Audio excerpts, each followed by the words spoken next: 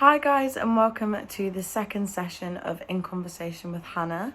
Thank you for everybody that tuned in for the first session with Kostas. It was so lovely to speak with him. I hope you enjoyed the conversation just as much as I did, and took something away from the video. I'm very excited for this month's interviewee, Ashwini Deshpande, who is a final year student at LCF studying fashion design and development.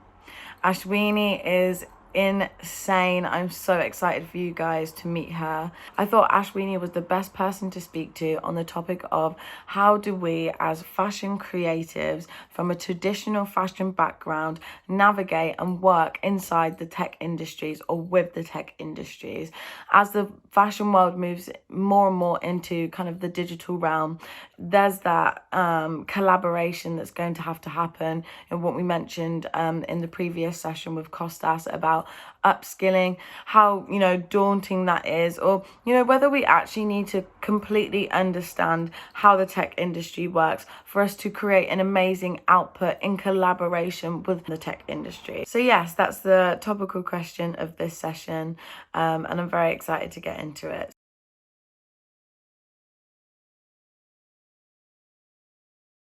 Hi Ashwini, how are you? Hi, Hannah. I'm good. How are you? I'm very, very well, thank you. Thank you so much for joining us today on the In Conversation with Hannah series. We're very excited to have you here. What have you been up to recently? Like, how are your studies going? I'm really excited to be here as well, so thank you.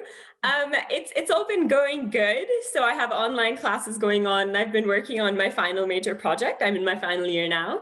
So I'm working on a digital fashion collection, which is really exciting, and it's all about generative agriculture and just really exciting things. I'm also working on my essay, which is again about digital fashion and sustainability and how those two cross over. So. Right on topic then. No, that's super exciting to hear, and also really exciting to hear that you're producing a digital collection. And I think a lot of the fashion industry's mindsets have shifted as well. So it's really exciting to see people, producing in this new light. So I'm very excited to see where your collection goes. So should we crack on with the conversation? Sure, let's go for it. Let's do it. So guys, today me and Ashwini will be talking about how as fashion creatives we can navigate the tech industries as we move and we upskill into this more digital fashion world. I feel like Ashwini was the best person to speak to, especially with her development of her artsy software.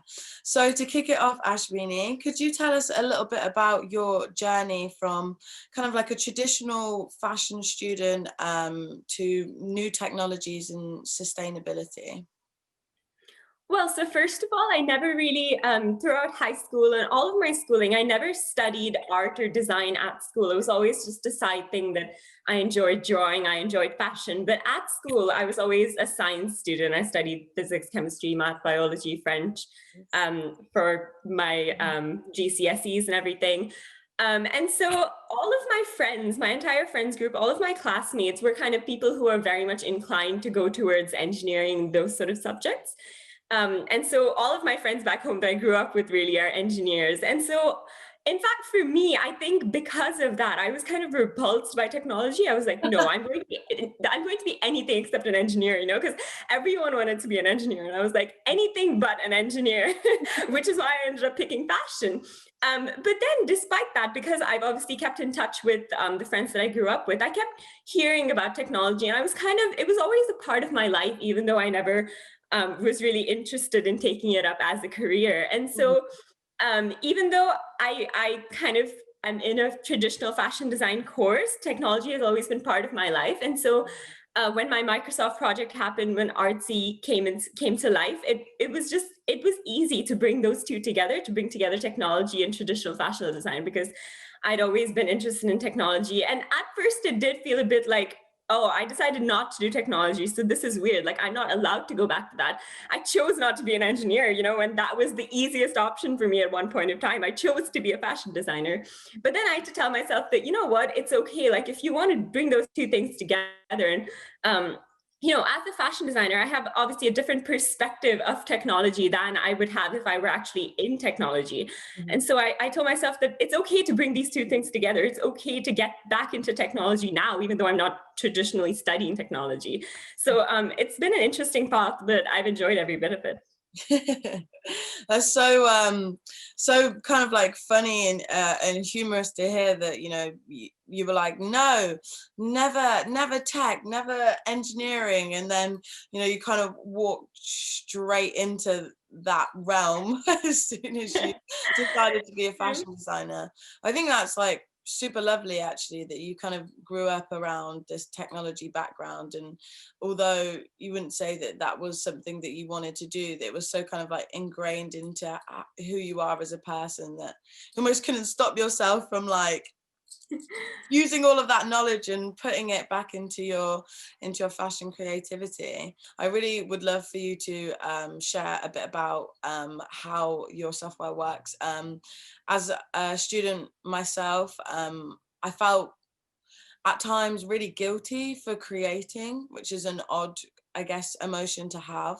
But I just couldn't shake that feeling that I knew that there was, so much unsustainability in the industry that, me as a singular designer, like what was I adding apart from more to the problem, if you know what I mean. And so could you, tell us a little bit more?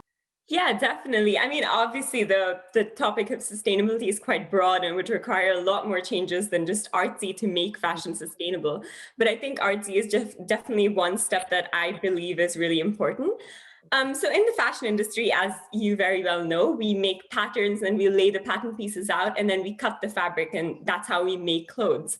And at this very initial stage where we're cutting out the fabric, usually there's about 15 to 20% wastage, which is a lot of fabric that's just been thrown away. And because these are small scraps of fabric, there's not much you can do with them. So a lot of times this 15 to 20% of the fabric that's produced for the fashion industry goes straight into landfills or incinerators. And so I started thinking about how can we avoid this wastage? How can we tackle this problem? And I came across a solution, which is zero waste pattern cutting. And about 2 years ago, around this time, I was very interested in zero waste pattern cutting. I was exploring a lot of traditional methods of zero waste pattern cutting that have evolved through the years. But the thing I realized is that it's a very manual, very difficult process. It's very time consuming. It often involves altering the aesthetic of your garment itself. And so I was very interested but I understood why it hasn't been taken up by the industry to a larger extent, because it's so difficult. I thought, obviously, they're not going to want to do this for every single pattern. And so I started thinking about how can technology aid this process?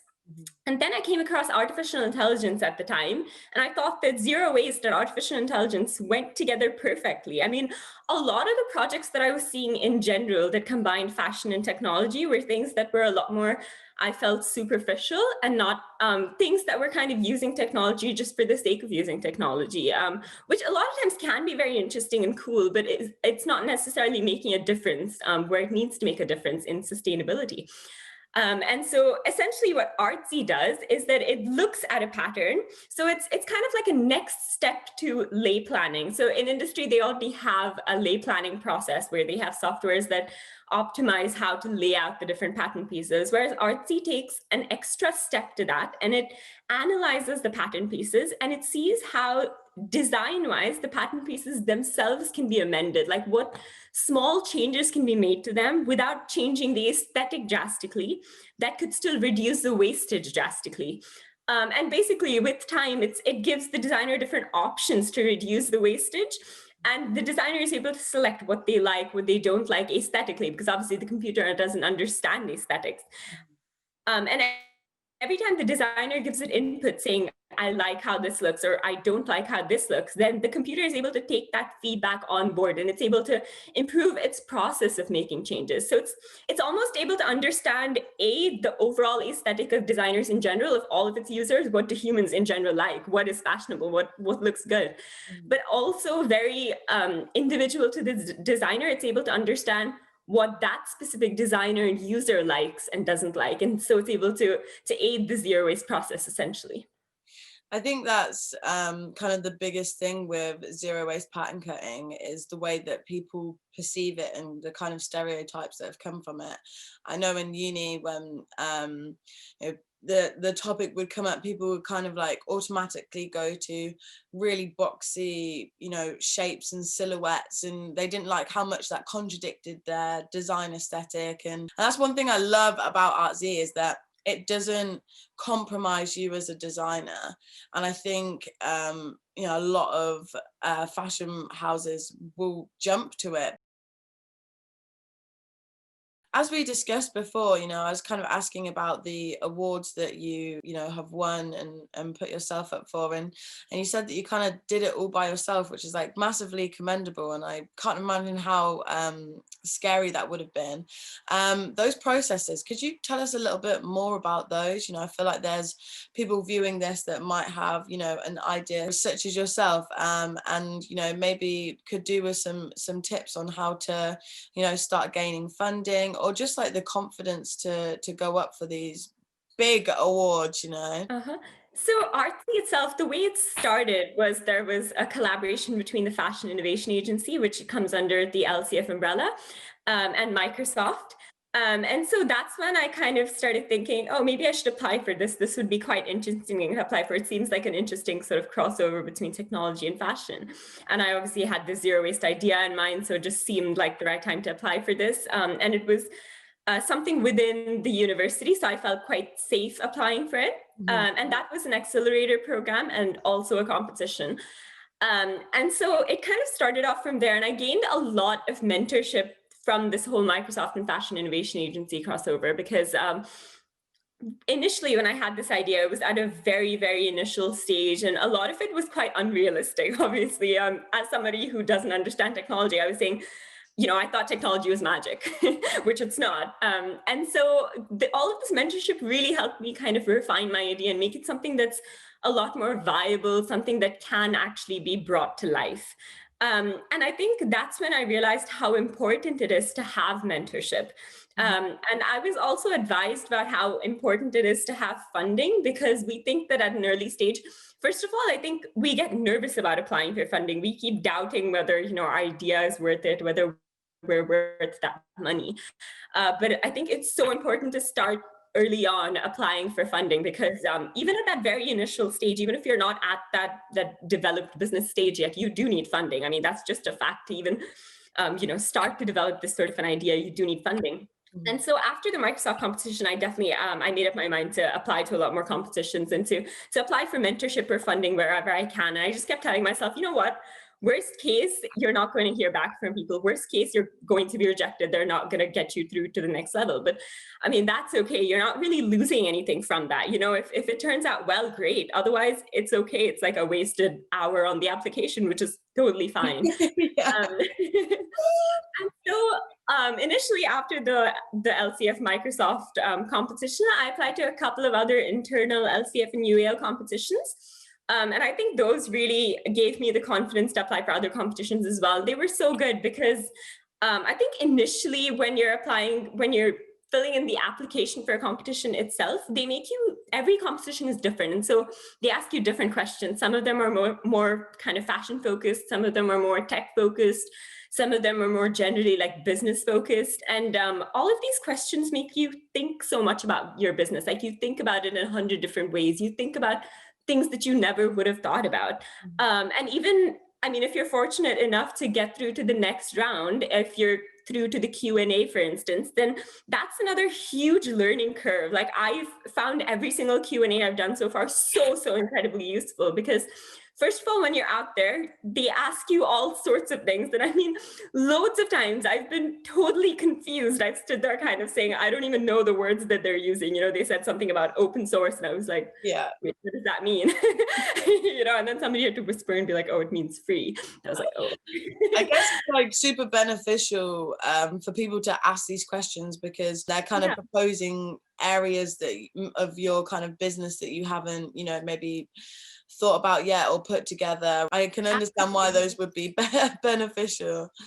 Yeah, absolutely. I mean, even in terms of sometimes before the Q&A, you don't know what they're going to ask you. And so during mock Q&As and things, I've been asked things like, how much is your software going to cost? Is it going to be £5, £50, £300?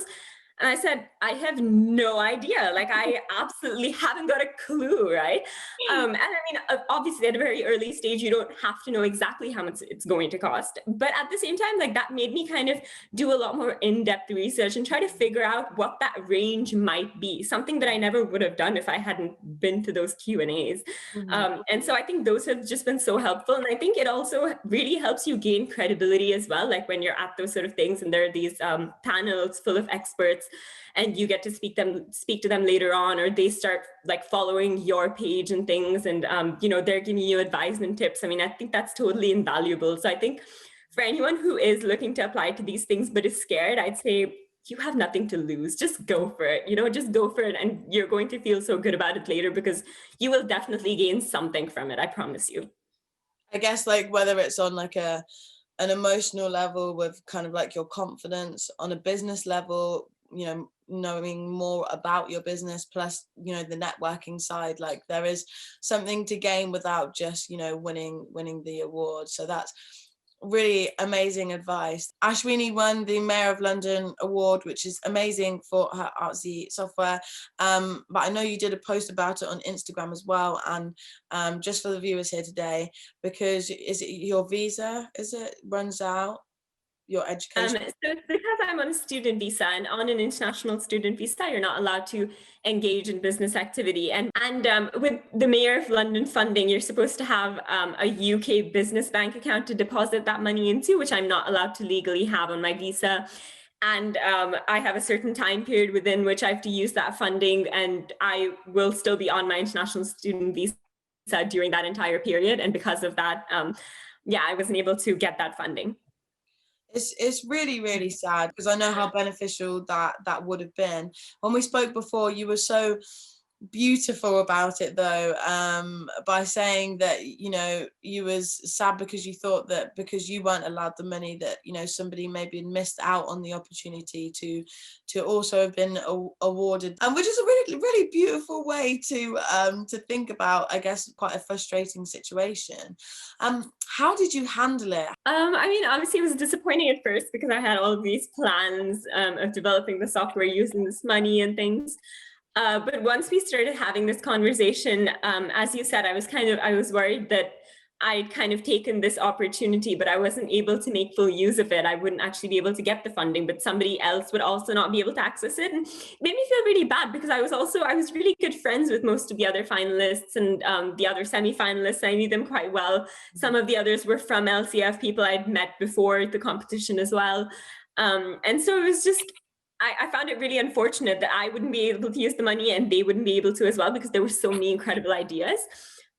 So then when I found out that at least if I'm not going to get it, then there's somebody else, the person who came second is going to be able to use that money, I thought, you know what, it makes sense to just give this up and allow them to use it, because I mean, it was just looking really complicated for me and it wasn't looking like I'd be able to use the money. So yeah, it is disappointing, but I think like I have faith in Artsy, and like winning the mayor's competition, definitely, it gave me the network, it gave me the confidence, it gave me everything else I needed to succeed despite not giving me the funding.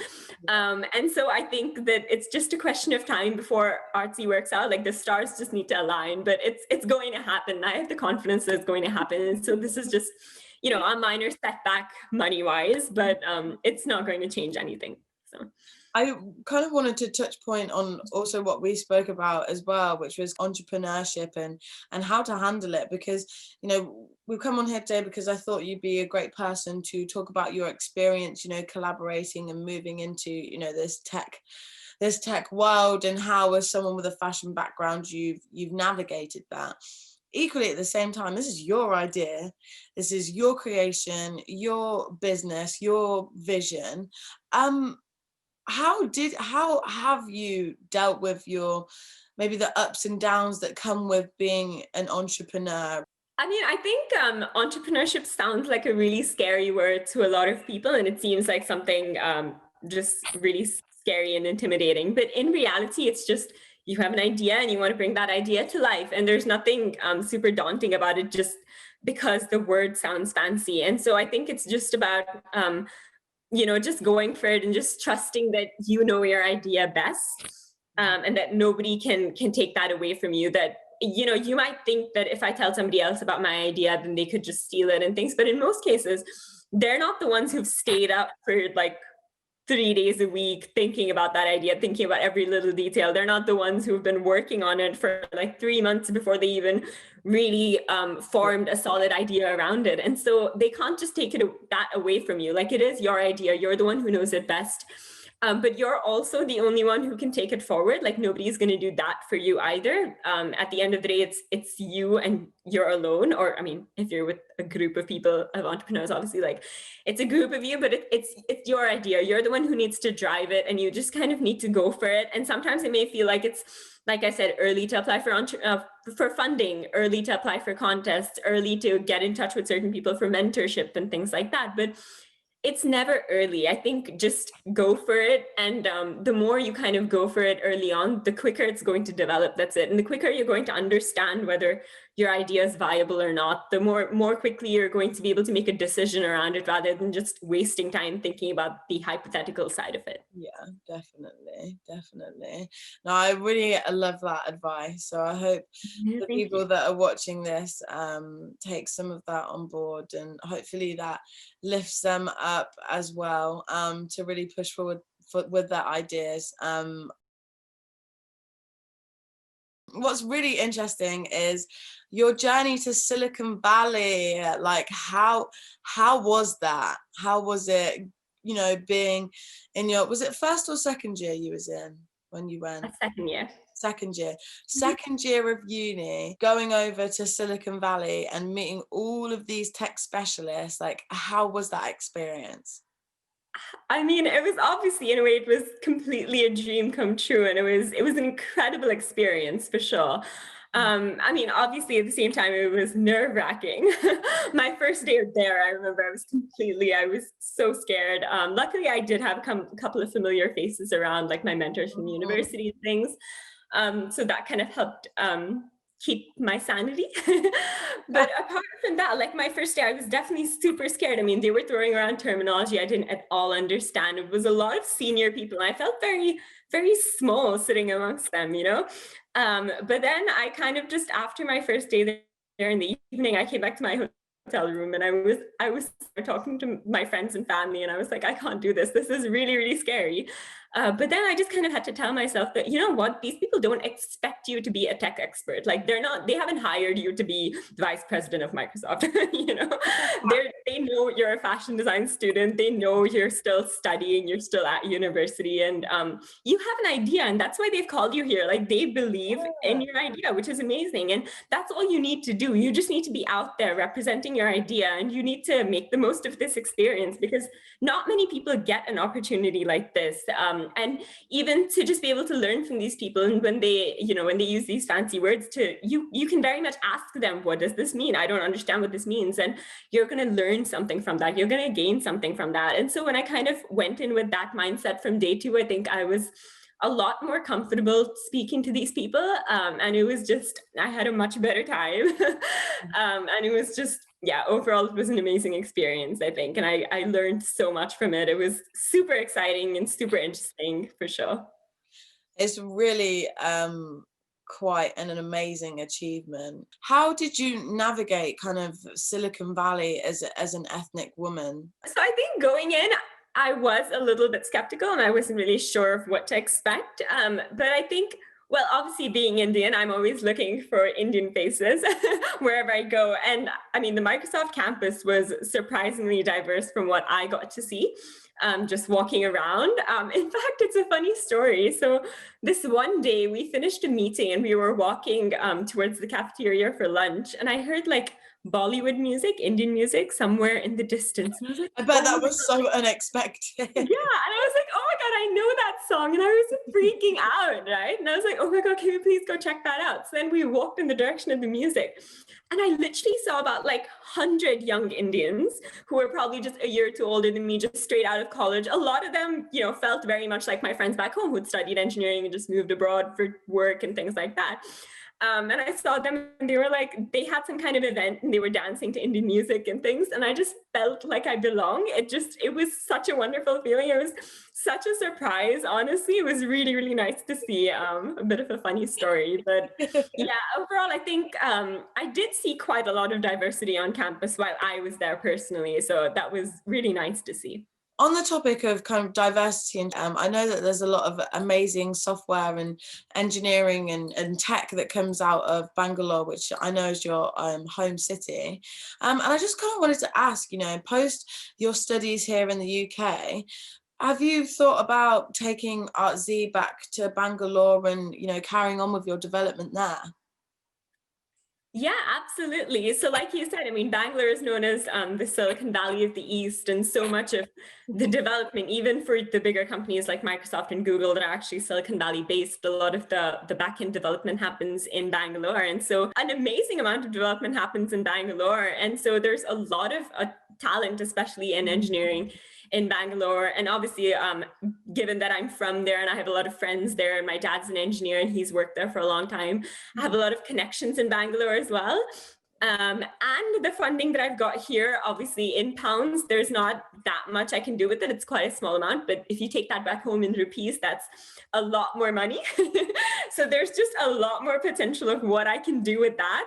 And so it's definitely something I'm considering, to go back home and at least do that initial development back home. And then kind of see where it goes from there, and then decide where to really like base the software. Mm-hmm. We were talking about this actually with Kostas about, you know, kind of upskilling and how daunting that whole process is. Maybe there comes more of a need for kind of fashion creatives to be more digitally sound. I've seen recently that Balenciaga have released like this game. What's interesting to think that there's kind of fashion designers in the same room with like computer scientists, and, you know, how they're kind of working in a room together, you know. Do the, you know, the people from the tech side kind of understand the aesthetic aim from the fashion side, and do the fashion side understand kind of, you know, all the tech jargon and how that software works? And I mean, do we even need to completely understand what the other's doing to be able to work together and create a really fantastic output? And so have you got any kind of like tips for the viewers out there on how to collaborate being a fashion creative in the tech world? So I think, yeah, like collaboration is key, because there's so many different types of technologies to do so many different types of things. And I mean, initially when I kind of started exploring fashion tech, I felt like I had to do everything. Like, you know, I was using one technology and there was this other type of technology that fed really well into this one. And I felt like, oh, I haven't even mastered that yet, but now I have to go master this other one. And there's so many, and it can be really overwhelming. So I think collaboration is really important, because yeah, you need to kind of understand a little bit of everything, but you don't have to be an expert at everything. You know, you can get other people who are experts and you can work together, and that just makes your result 100 times better, right? And I think in terms of how do you find that network to collaborate with people, I think it's just about reaching out to people, not being afraid to reach out to people, because the number of times I've just reached out to people on Instagram and LinkedIn and just kind of, you know, cold messaged people, people quite high up, right? Like CEOs and people as well. Like, you think you're not going to get a reply, but you might be surprised. You never know who's going to reply and who's not going to reply, because there's so many people who actually really want to help. Like, I think we assume that like most people don't want to help us, and most people are quite indifferent, I guess. But in reality, most people do want to help, especially when you're a student, when you're young, when you're working on something unique and interesting, something that's, you know, between fashion and technology, for instance.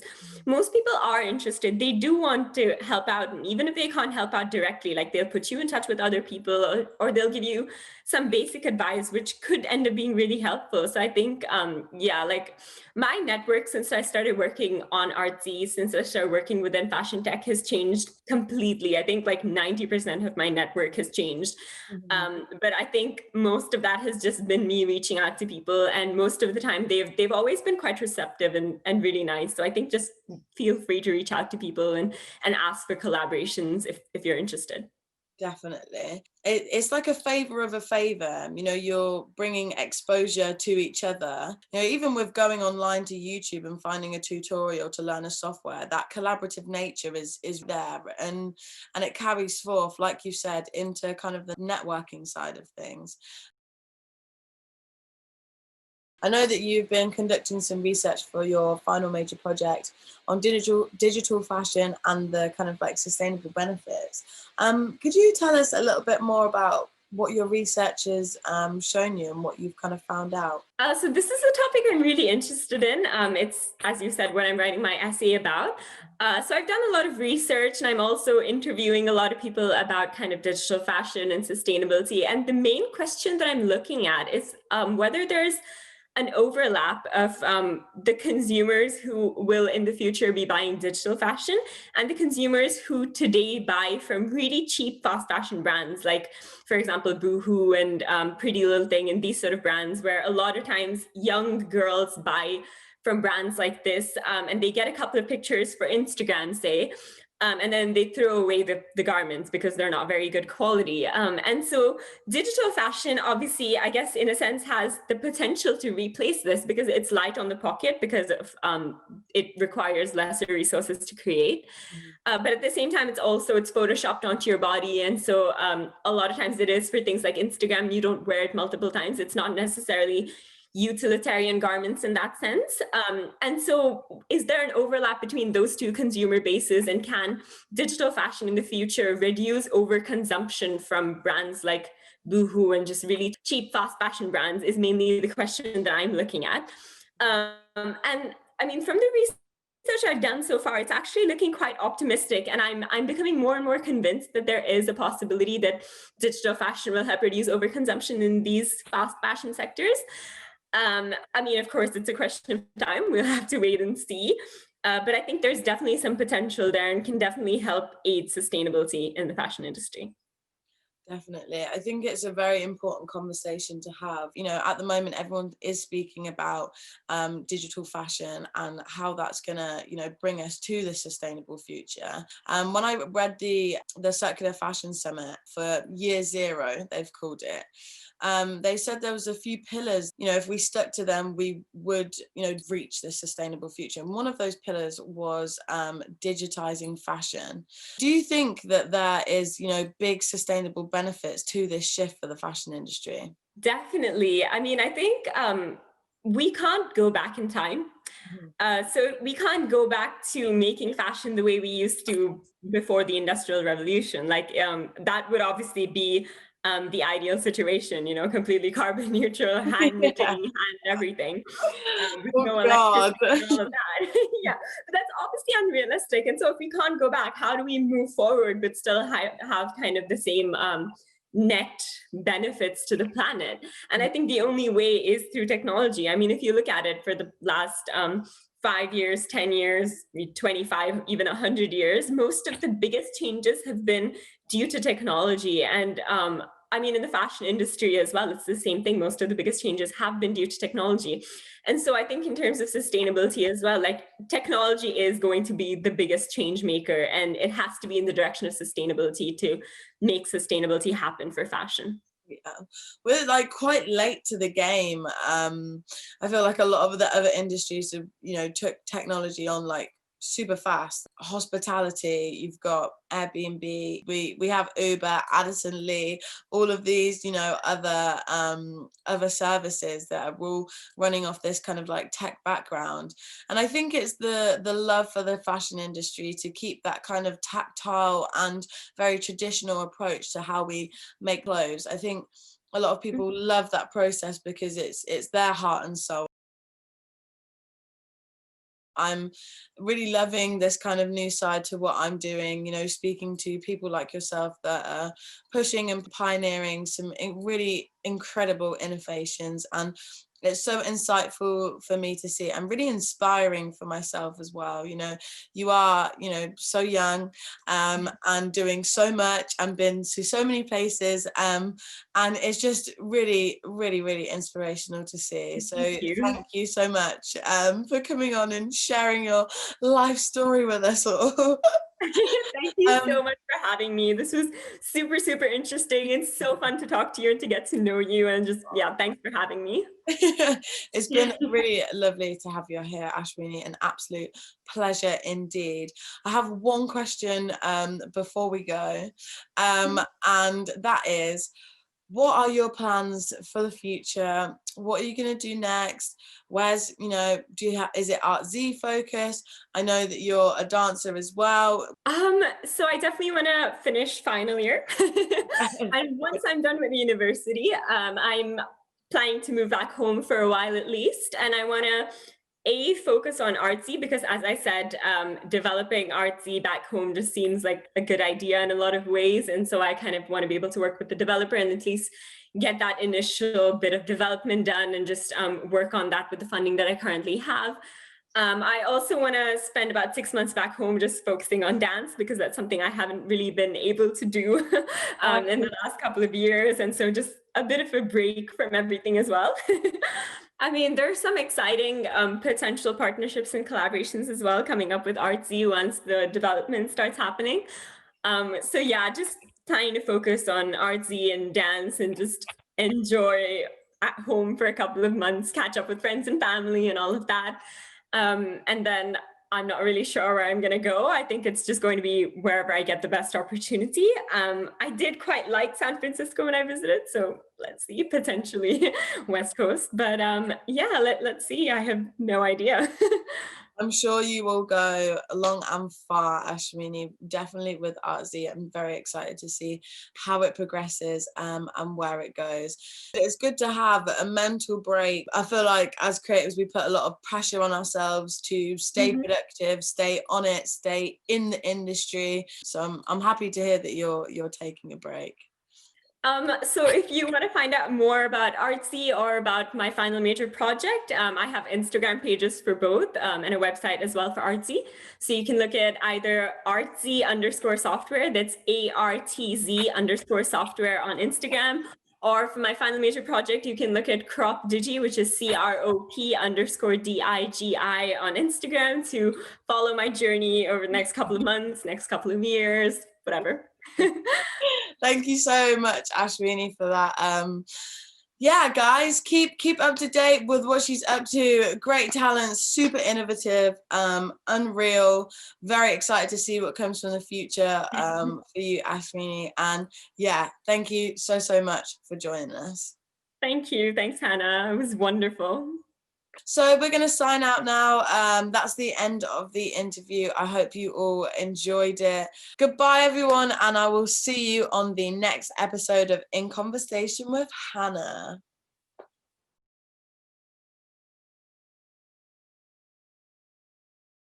Hi guys, I hope you enjoyed that interview with Ashwini.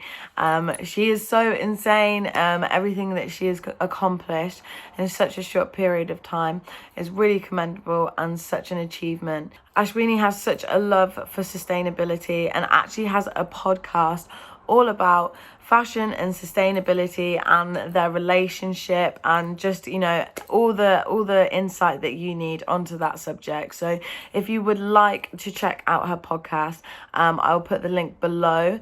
She did mention that she's also got a new episode to the podcast coming out soon, so keep your eye out for that.